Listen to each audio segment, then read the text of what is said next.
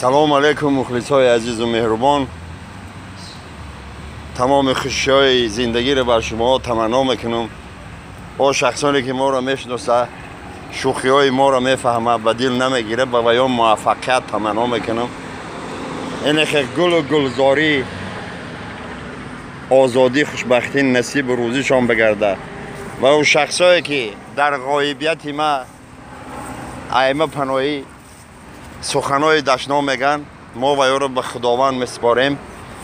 ай худованди мутаол таманнои ӯро мекунем ки бигзор як инам хеле охири пур ай санги сафол насибу рӯзишон бигарда. бадхоҳи касон ба мақсад намерасанд. дунё ҳамеша дар талаби марди қобил аст. саломат бошед. агар шумо хоҳем приложение 1xbet-ро дар телефонтон скачат кунед, ба ссилкаи дар таги ин видео бидагӣ дароин ва бемушкилӣ ҳам барои iPhone ва ҳам барои Android скачат кунед.